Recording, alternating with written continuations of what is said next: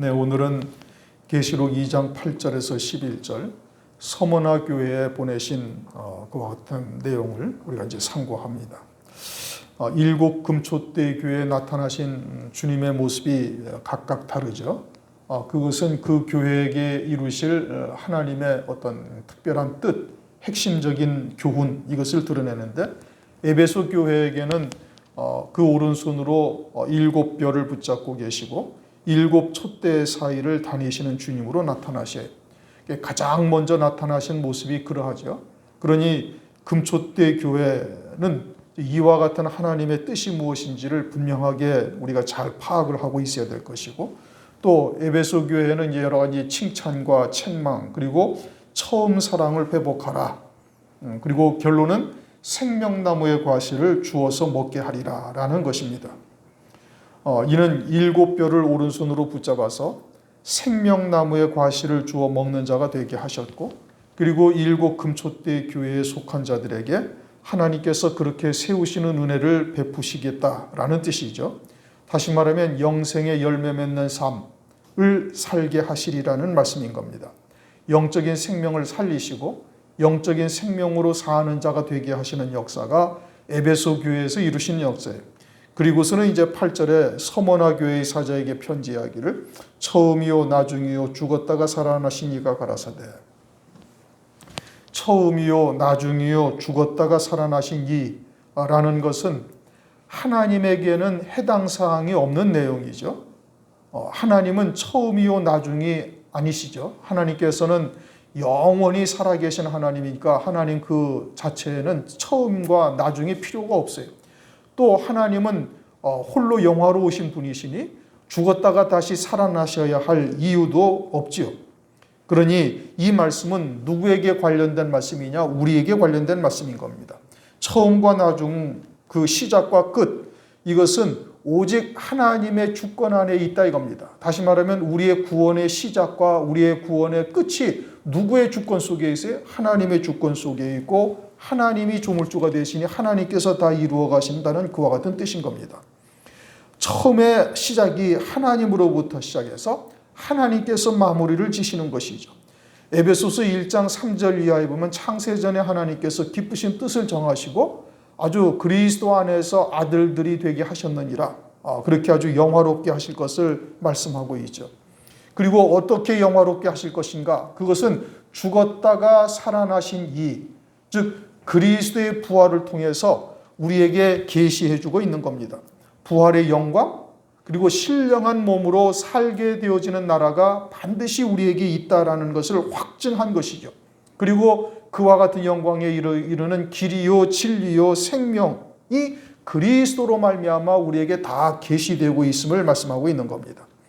부활하신 영광의 모습으로 나타나셔서 보여주신 것은 그와 같이 우리에게 이루실 것을 확신하게 하는 말씀이죠. 그러면 이렇게 부활하심으로 하늘의 신령한 몸을 입고 또 하늘의 영광을 누리시는 이와 같은 모습으로 나타나신 이유는 뭐냐? 그것은 9절에 네게 환난과 궁핍이 있다라고 말씀하시고 10절에는 장차 받을 고난, 즉 적그리스도의 환난이 있을 것을 말씀하고 계십니다. 그러나 그와 같이 환난과 궁핍 또 연단하는 과정 가운데 또 장차 있게 되어질 적그리스도의 환난은 생명의 면류관을 주시기 위함인 것이죠. 모든 환난의 처음과 나중은 그 주권이 하나님께 있고 죽었다가 살아나신 이로 보여주신 영광을 위함이다라는 뜻인 겁니다. 그러니 그 말씀을 들을 귀 있는 자들은 들으라고 말씀하고 있어요. 그리고 그들에게는 마지막에 둘째 사망의 해를 받지 아니한다. 둘째 사망의 해를 받지 아니한다. 이와 같은 말씀이 이루어지는 자들은 첫째 부활의 영광 외에는 없습니다. 이것은 계시록 20장 6절에 정확하게 성경에 명시를 하고 계시는 거예요. 그러니 에베소 교회를 통해서 영적 생명으로 사는 자가 되게 하시고, 그리고 그 영적 생명으로 온전히 사는 자, 다시 말하면 하늘에 속한 자요 새 피조물이요 이제는 내가 사는 것이 아니라 그리스도로만 사는 자가 되게 하기 위해서 환난과 궁핍을 주시고, 그렇게 산 제물이 된 자들에게 적그리스도의 환난을 통해서 생명의 면류관을 씌워주시겠다, 이런 의미예요. 서머나 교회에 나타나신 모습으로 우리에게 아주 요약해서 말씀하고 있는 겁니다. 그 생명의 면류관이라는 것은 뭐냐? 오직 영적 생명으로만 산 자라는 증거죠. 그리고 오직 영적 생명으로만 산 자들은 요한복음 5장 29절에 생명의 부활로 나오는 자들이에요. 우리가 부활로 나올 때 생명의 부활로 나오는 자들이 있고 심판의 부활로 나오는 자들이 있죠. 생명의 부활로 나오는 자들은 백보자의 심판 이전에 신령한 부활의 몸을 입고 심판 없이 그냥 생명의 부활로 나오는 자들이다라는 것을 말씀하고 있는 겁니다. 생명의 면류관을 받는다, 생명의 부활로 나온다, 똑같은 말씀인 것이요. 둘째 사망의 해를 받지 아니한다, 역시 마찬가지의 의미를 갖고 있는 겁니다. 그러므로 에베소 교회에게 하신 말씀이 에베소 교회를 통해서 우리에게 이루실 말씀이 뭐예요? 영적 생명으로 사는 자다 이겁니다. 생명나무 과실을 따주어 먹게 하리라. 다시 말하면 에베소 교회를 통해서, 즉 7별을 통해서 온전히 생명나무의 열매를 따주어 먹게 하는 일이 무엇인지를 7별들에게 이루시고, 그리고 7 금촛대 교회를 다니시면서, 그 촛대 교회를 다니시면서, 그래서 생명나무의 열매를 하나님 주님께서 주어 먹게 하시는 것이죠. 그것은 영적 생명으로 사는 자가 되게 하시고, 그 영적 생명으로 사는 자에게 서머나 교회를 통해서 환난과 궁핍, 그것을 통해서 영적 생명으로만 사는 자로 세우신다 이겁니다. 영적 생명으로만 사는 자가 되어지게 하셔서 환난 날에 그 영적 생명으로만 사는 자들은 다른 말로 하면 산제사, 산제물이 된 거죠. 오직 육신의 목숨을 위해서 사는 것이 아니라 영적 생명으로만 사는 자가 되어지니 하나님 앞에 산제물로 드려지는 자가 되고, 산제물로 드려지는 자들을 환난을 통해서 실제 제물이 되게 하셔가지고 둘째 사망의 해를 받지 아니하는 자로 세우시겠다, 이런 의미인 겁니다. 이게 지금 서머나 교회에 나타나신 하나님의 말씀에 이제 요약 설명해 드린 거예요. 그러면서 9절, 내가 네 환난과 궁핍을 아노니 실상은 네가 부유한 자라. 환난, 핍박, 고난을 당하는 것이죠. 디모데후서 3장 12절, 무릇 그리스도 예수 안에서 경건하게 살고자 하는 자는 핍박을 받으리라. 진리 안에 있는 자라면은 핍박, 환난, 고난, 이것은 당연하다라고 말씀하고 있어요. 그러므로 그것이 없으면 그것은 진리 안에 있는 자가 아니에요. 그리고 그와 같은 진리 안에 있는 자, 영적인 생명이 자기의 삶의 주체가 되어져서 살고 있다면 따라오는 것은 궁핍이 당연한 거예요. 왜냐? 세상의 것에 그 신앙의 목적을 두고 있지 아니하니 궁핍은 당연한 겁니다. 그러나 성경은 무엇이라고 말씀하시는가? 빌립보서 4장 11절에서 13절까지 자족하기를 배웠다. 내가 비천에 처할 줄도 알고 풀궁부에 처할 줄도 알고 일체의 비결을 배웠고 내게 능력 주시는 자 안에서 내가 모든 것을 할 수 있느니라. 그렇게 사도 바울이 고백을 하고 있죠. 다시 말하면 산제사, 산제물로 사는 자가 되어지면은 세상의 것에 대해서 전혀 미련을 두고 있지 아니한 거예요. 하나님께서 주시면 그 주시는 대로 하나님을 위해서 헌신하고, 없으면 없는 대로 주를 위해서 헌신하는 이와 같은, 즉 자족하는 신앙이 되어지는 것이고, 내게 능력 주시는 자 안에서 내가 모든 것을 할 수 있다라고 고백하는 자가 되는 것이죠. 여러분들도 다 아시는 바와 같이 광야 40년 동안 이스라엘 백성들은 농사도 짓지 아니하였고요, 우물을 파지도 아니하였어요. 가축을 데리고 곡초가 있는 곳에 가서 그들에게 그 가축들에 의해서 젖을 짜고 그것으로 먹고 살지 아니했어요. 하늘에서 내리시는 신령한 만나와 반석, 따르는 반석을 통해서 주시는 생명수의 말씀을 먹고 그렇게 사는 거예요. 그런데 그 40년 동안 어느 누구도 굶어 죽거나 목이 말라 죽거나 목이 말라 죽는 짐승이 있었거나 신발이 헤어지거나 옷이 헤어지거나 하는 자가 하나도 없었다 이겁니다. 그리고는 하나님께서 그들을 오직 여호와의 말씀을 믿는 믿음으로만 사는 자로 세우셔서 가나안 땅에 이르게 하시는 것을 우리가 알 수 있는 겁니다.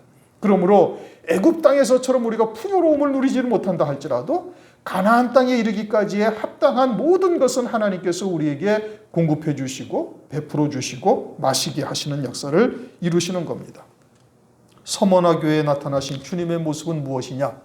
처음이요 나중이요 죽었다가 살아나시니다 라고 말씀하고 있어요. 우리가 때로는 이 땅에서 환난, 고난 또는 여러 가지의 어려움을 겪기도 하지만 그 시작도 주님으로부터고 그 마지막도 주님께서 이루어 가시는 거예요. 그리고 무엇을 위함이에요? 죽었다가 살아나신 이와 같은 부활의 영광, 신령한 세계에 이르게 하시기 위해서 하나님께서 행하시는 역사다. 그러니 주님이 누구신지, 주님의 말씀이 무엇인지 진리 안에 있는 자라면은 평강을 누릴 수가 있는 것이고 그 하늘 소망 가운데 믿음으로 끝까지 승리해 나갈 수가 있는 것이죠.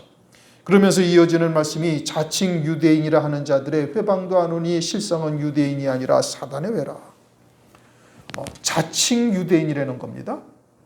스스로는 유대인이라고 칭하는 거예요. 하나님을 섬기는 백성이다 이런 의미죠. 오늘날로 말하면 예수 그리스도를 믿고 교회라고 이야기를 하고 있는 것이고 그들도 나름대로 모여서 하나님을 찬양하고 예수 그리스도 이름으로 기도하고 성령의 충만함을 갈구하고 있는 이와 같은 모습을 보이고 있는 거예요. 그런데 주님이 보시기에는 뭐라는 거죠? 사탄의 회다. 오늘날 교회들을 향해서 사탄의 회라고 만약에 이야기한다면 난리가 나겠죠. 그런데 주님께서는 당시에 하나님의 백성인 유대인들에게 그렇게 말씀하셨어요. 8장 44절, 요한복음 8장 44절. 너희는 너희 아비 마귀에게서 난다. 다시 말하면 마귀의 자식이요 귀신의 종들이요 하나님과 상관이 없는 자들로 살고 있는 유대인이라고 주님께서 책망하시는 거예요. 자신들은 철저히 하나님의 말씀을 지키는 바리새인 사두개인들로 주축이 되어져 있는 유대인들이요 대제사장과 서기관 장로들 모여서 하나님의 나라를 위해서 열심히 일을 하고 있다고 하는 그들에게 그렇게 말씀하고 있는 거예요. 그러면 오늘날 교회 가운데에서도 이처럼 사탄의 회가 있다라는 것을 말씀하고 있는 것이고 그것을 일곱 금초대 교회를 통해서 그들이 무엇인지를 분별하게 하시는 겁니다. 서머나 교회에 나타나신 모습은 부활의 영광을 받으신 주님으로 나타나셨어요. 영원한 생명으로만 사는 자 되게 하시기 위해서 주님께서 그러한 모습으로 나타나신 것이죠. 영원한 생명으로만 산다? 그건 새 피조물이요. 다른 말로 하면 거듭난 자요. 하늘에 속한 자죠. 하늘에 속한 자로서만 살게 하는 거예요. 온전히 새 생명으로만 사는 자가 되어지면 이 땅의 것은 그들의 신앙의 목적 또는 기도의 제목 이런 것이 될 수가 없고 오직 죽었다가 다시 살아나신 이에까지 이룰 수 있는 그와 같은 믿음의 길이 그들의 소망이요. 그것이 그들의 신앙의 표대가 되어져 있는 겁니다. 금초대 교회는 뭐 더 말할 나위가 없죠. 그런데 자칭 유대인이라 하는 자들은 말로는 하나님의 나라, 하늘 소망, 하늘나라를 이야기를 하지만 그들이 추구하는 모든 것들은 다 눈에 보이는 세상의 것들이죠. 빌립보서 3장 18절 말씀처럼 그리스도 십자가의 원수로 행하는 자들. 그리스도 십자가의 원수라는 것은 그리스도 십자가의 은혜를 받은 자인데 그 은혜에 합당한 믿음의 열매를 맺지 아니하고 도리어 하나님을 대적하는 자요 원수의 자리에 서 있다.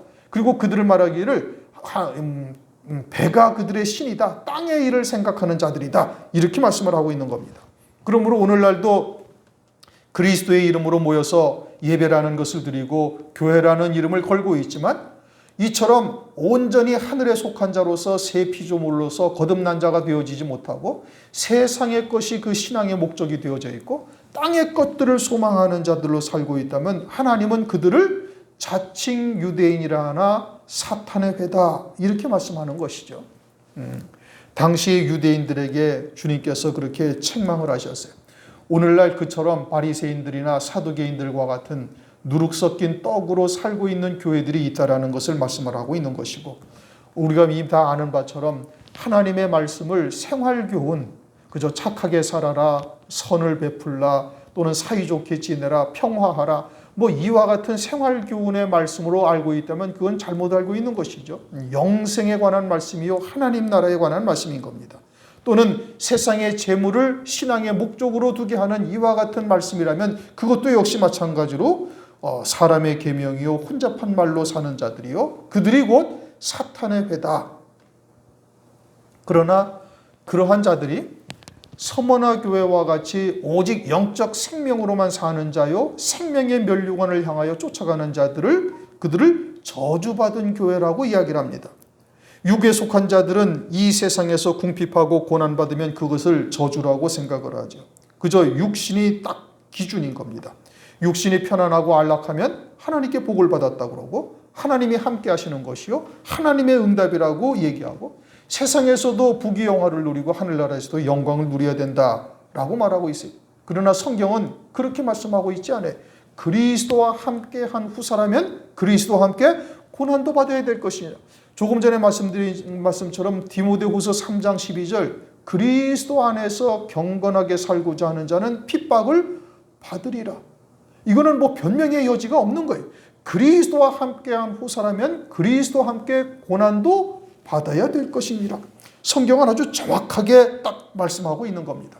그러므로 우리도 진리가 무엇인지는 알아듣고는 있지만 머리로는 알고 있지만 우리의 신앙하는 바가 무엇이냐를 우리는 냉철하게 스스로를 봐야 되는 겁니다.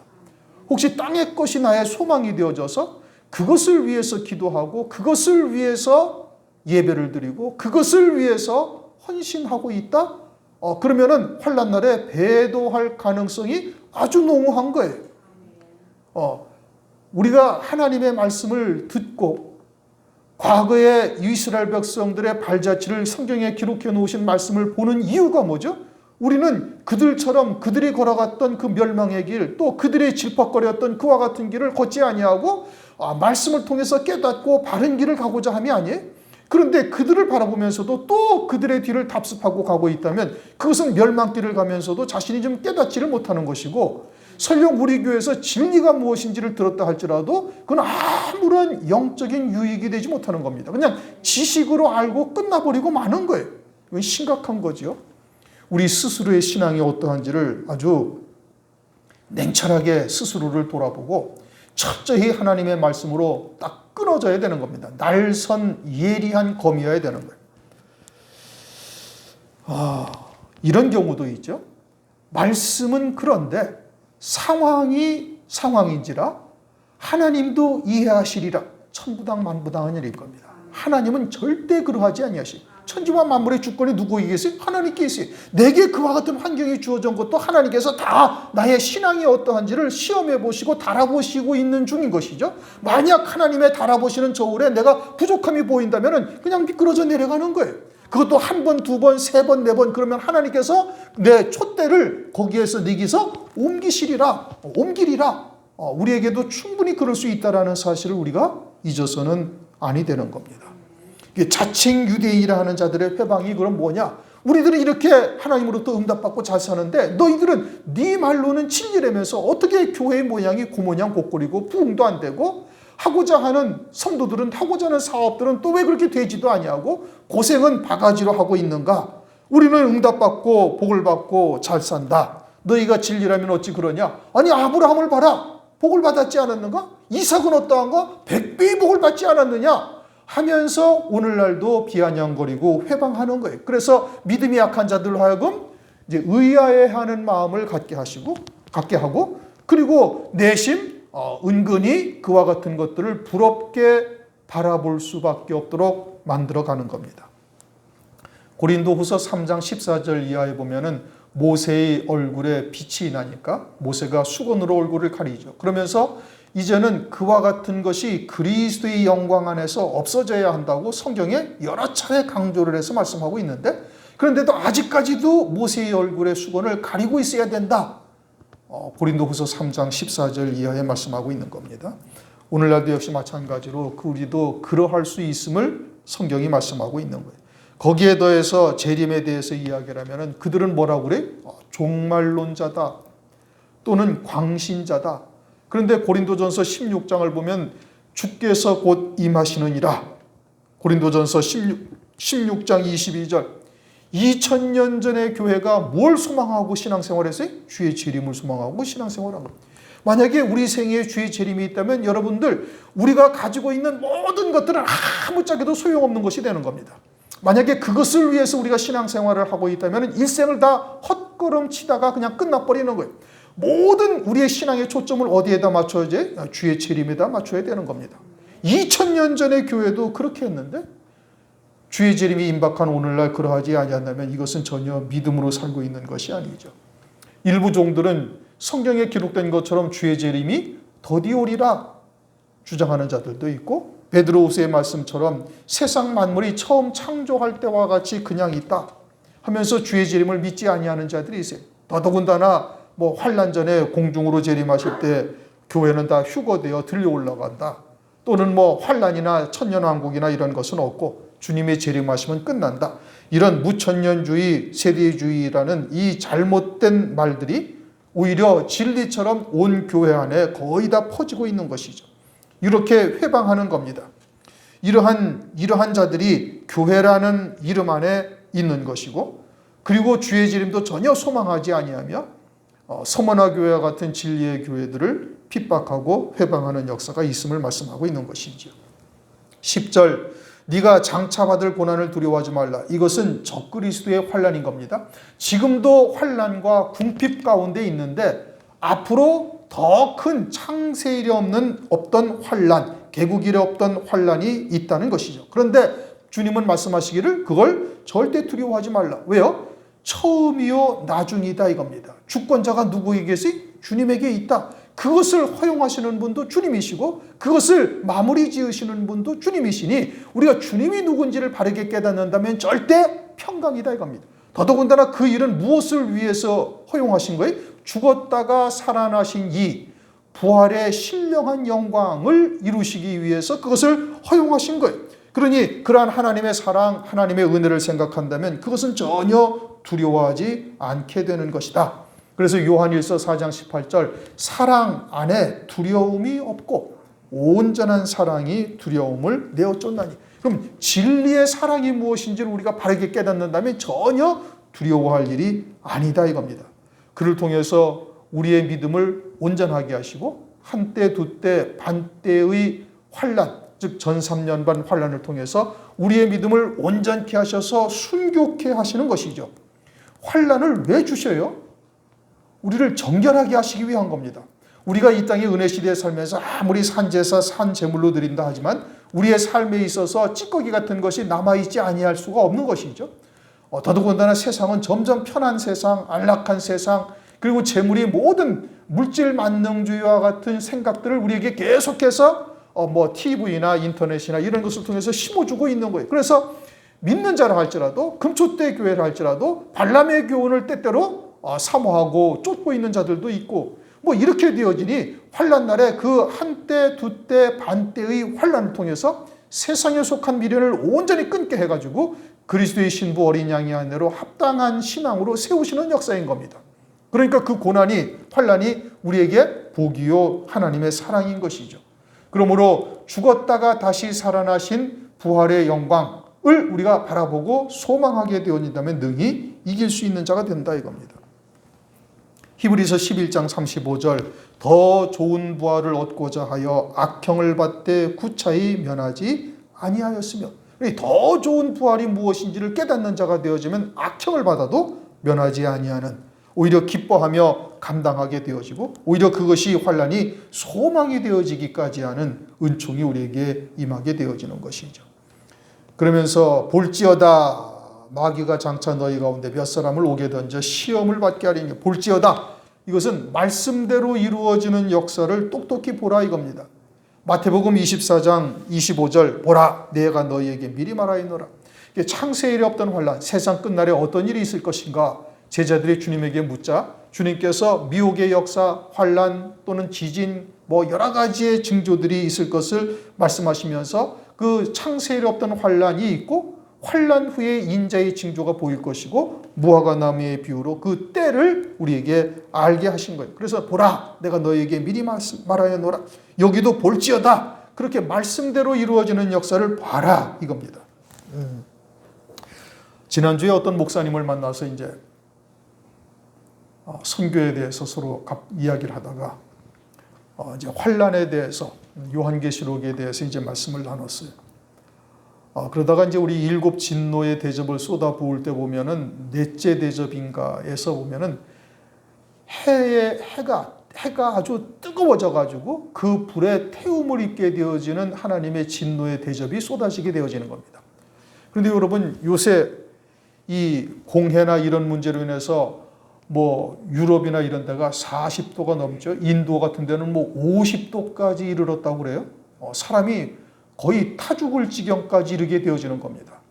뭐 폭풍, 뭐 그냥 어떤 곳에는 말라가지고 강이 바닥이 드러나고 배가 다니던 수화물을 컨테이너를 싣고 다니던 배가 드나들던 강이 말라가지고 바닥이 보이기도 하고, 어느 지역은 막 홍수가 나가지고 파키스탄 같은 경우에는 뭐 마치 노아의 홍수와 같은 홍수가 나가지고 뭐 도시 뭐 온 동네가 다 물에 잠기는 이와 같은 일들이 벌어지기도 하고, 이제 이와 같은 기후 재앙이 계속해서 더 심해지는 겁니다. 기근, 전쟁, 역병, 아주 이 코로나라는 것으로 우리에게 아주 심각하게 하나님께서 지금 경고하고 계시는 겁니다. 사스, 메르스 계속 한 5년 주기 뭐 몇 년 주기로 일어나다가 이 코로나는 온 세계에 그냥 전체적으로 다 번졌죠.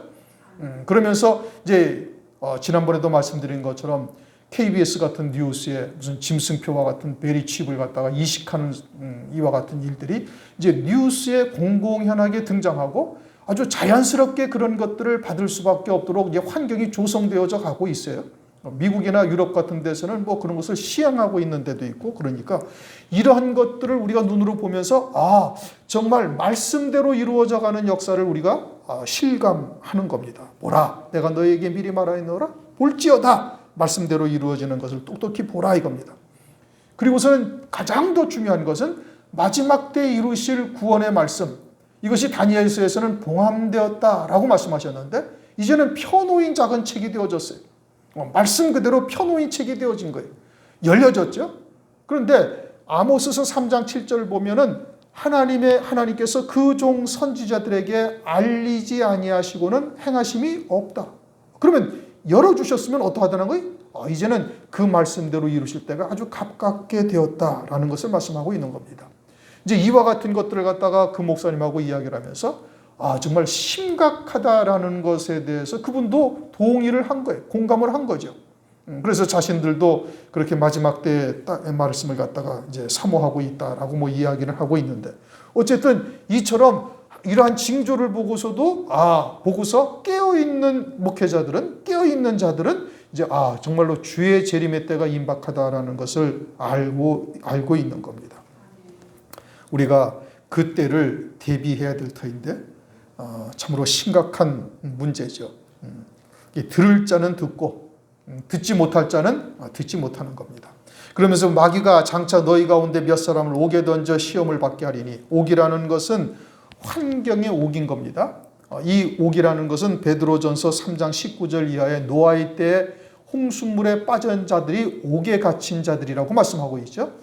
그들은 육체라는 옥에 갇힌 겁니다. 그래서 먹고 마시고 시집가는 일로 분주하다가 홍수물을 대비하지 아니하다가 결국은 빠져 죽었어요. 그것을 옥에 갇힌 자다. 그러면 여기서 옥에 던져 시험을 받게 한다. 이 옥이라는 것은 적그리스도의 환난이요, 그때는 짐승표를 받지 아니하면 아무것도 매매할 수 없는 그러한 환경이죠. 그렇게 마귀에게 붙여서 하나님께서 시험을 받게 하시겠다 이 뜻인 겁니다. 하나님이 행하시는 역사인 겁니다. 하나님이 허용하신 거예요. 하나님께서 허용치 아니하셨는데 마귀가 하나님의 백성들, 특히 금초대 교회, 서머나 교회는 금초대 교회죠. 하나님께서 눈동자처럼 지키시는 교회인 겁니다. 그 교회에 있는 사람들을 시험할 수는 절대 없는 일이죠. 그러니 처음이요 나중이라고 말씀하신 뜻이 뭐라고요? 하나님이 주권자가 되신다 이겁니다. 온 세상의 주권자가 되시고 적그리스도를 허용하신 분도 하나님이시고 그에 의해서 시험을 당하게 하신 분도 하나님이시다 이겁니다. 그러면 금초대 교회 성도들로 그렇게 시험 당하게 해서 망하게 하려 하심인가? 아니다 이거죠. 죽었다가 살아나신 이와 같은 신령한 부활의 영광을 누릴 수 있는 자 되게 하시기 위해서 그러는 겁니다. 그러니 환난 이전에 일곱 금초대 교회를 하나님께서 성경에 계시록 2장 3장에 기록해 놓으시고 그들을 이처럼 훈련하시고 연단하셔서 금초대 교회의 성도로서 합당한 자로 세워가시는 역사를 먼저 이루시는 겁니다.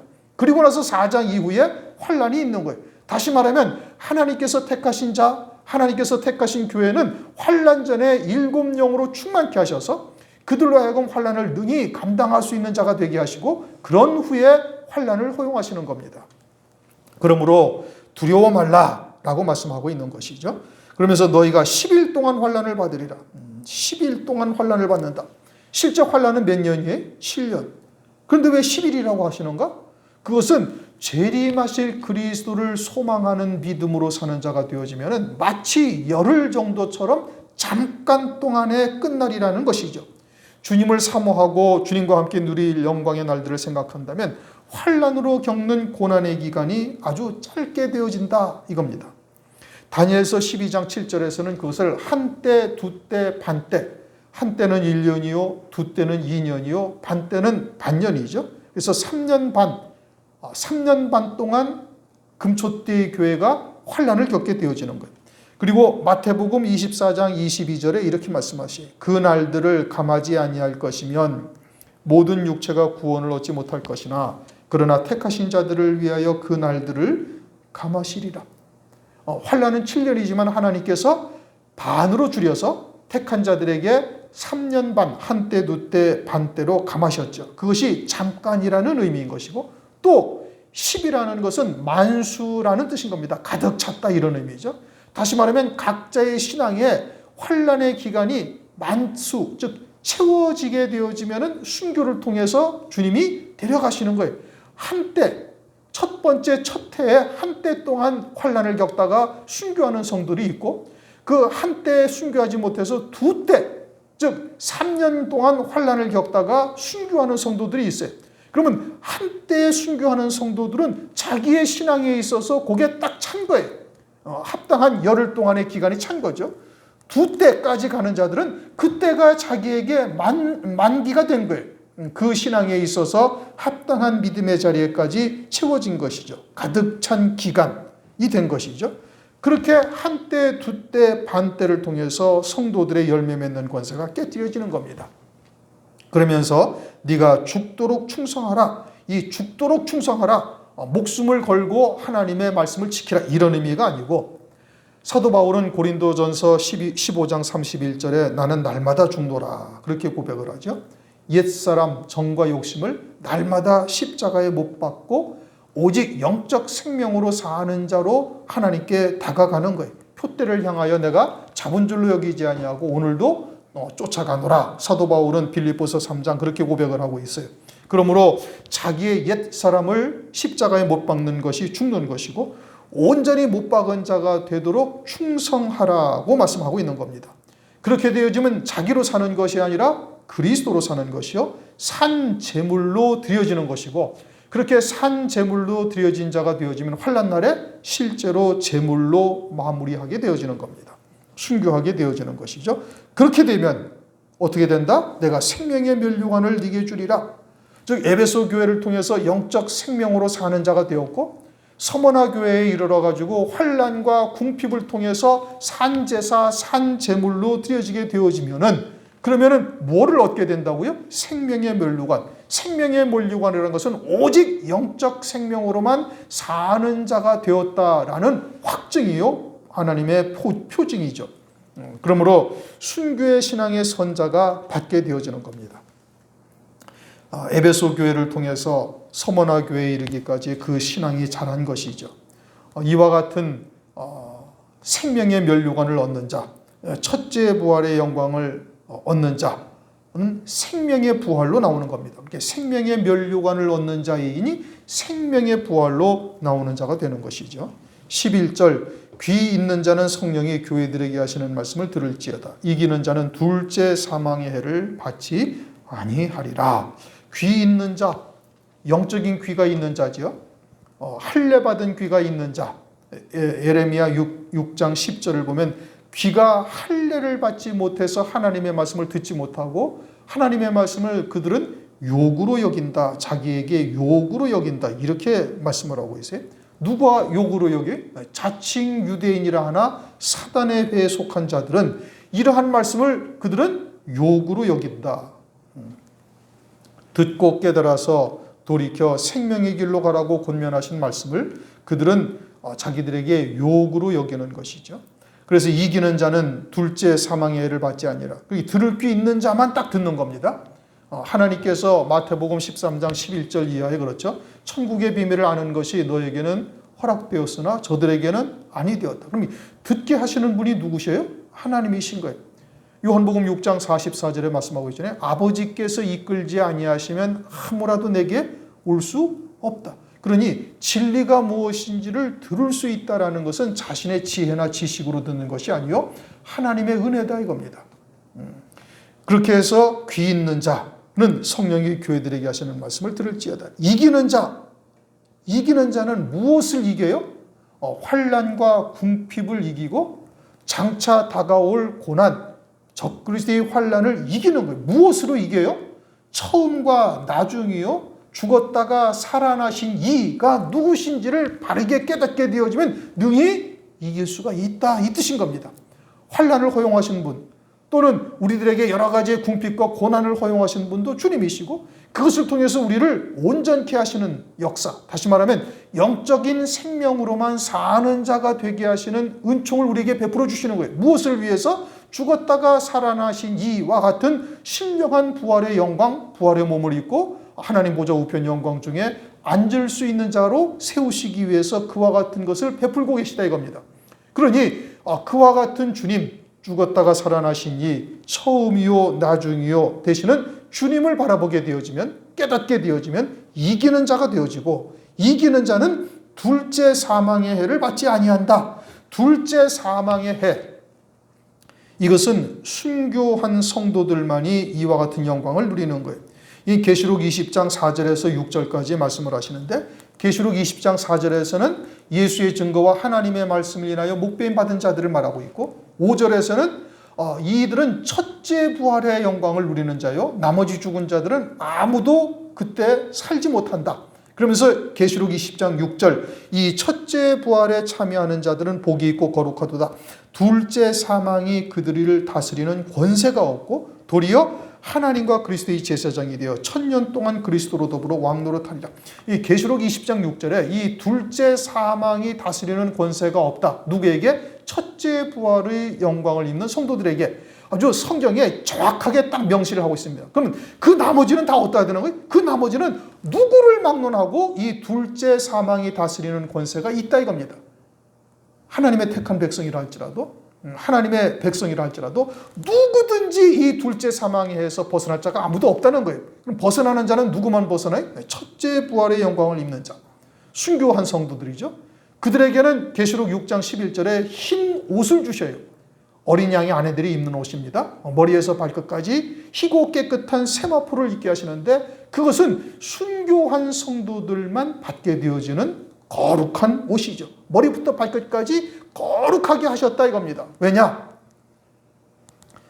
이 세상에서 육신을 입고 살아가는 동안에 하나님의 나라를 위해서 그 육신의 목숨을 초계같이 버린 것을 하나님께서 아주 장엄하고 귀하게 보시는 겁니다.